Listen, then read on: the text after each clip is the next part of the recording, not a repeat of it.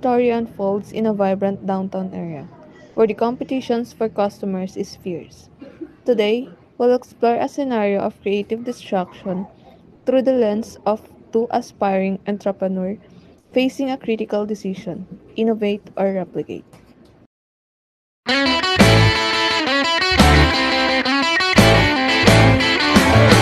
Let's meet our key player.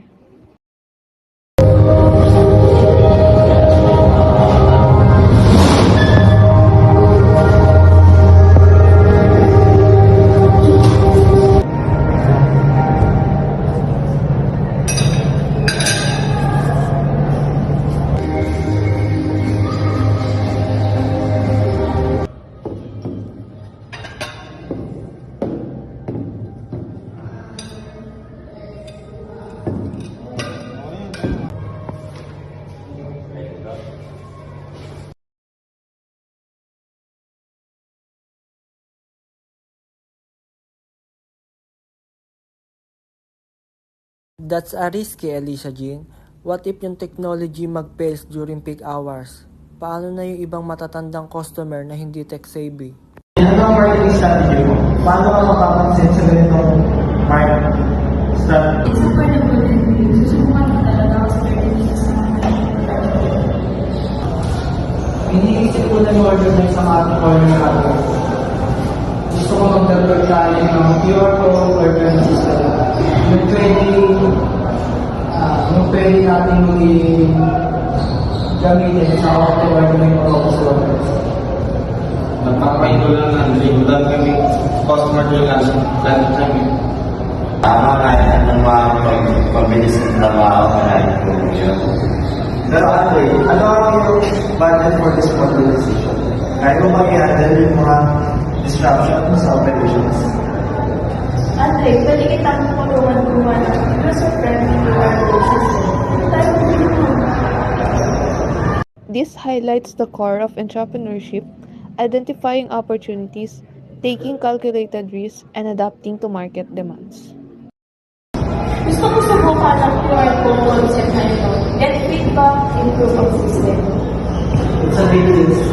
Pero kung ano gawin, yan mas malaking risk. Kaya kailangan mo ang tamang Tinanggap na ni Alicia yung asset tulad ng pag-distill natin. Sinukuha na niya ang daily balance donation para sa pangangailangan ng operation. This highlights the core of entrepreneurship: identifying opportunities, taking calculated risks, and adapting to market demands.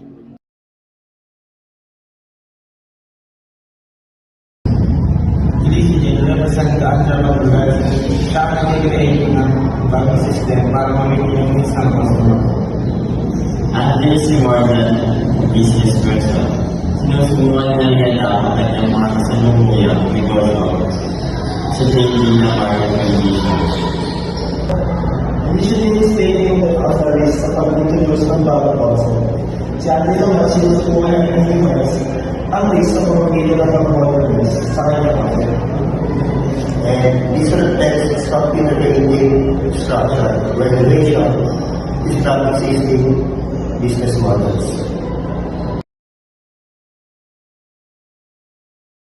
I recommend na kayo partner kay Andre para may sama ang QR code system sa order natin na may hybrid na model. Okay, so ganito pala ang pinasasama natin ang efficiency ng QR code ordering sa quality sa It's a strategic approach, leverage innovation to enhance an existing brand and customer base. By embracing innovation while maintaining core values, they can ensure long-term success. Disconnect entrepreneurship to practical business planning. This roleplay allowed us to explore the dynamics of creative destruction in a real-world setting.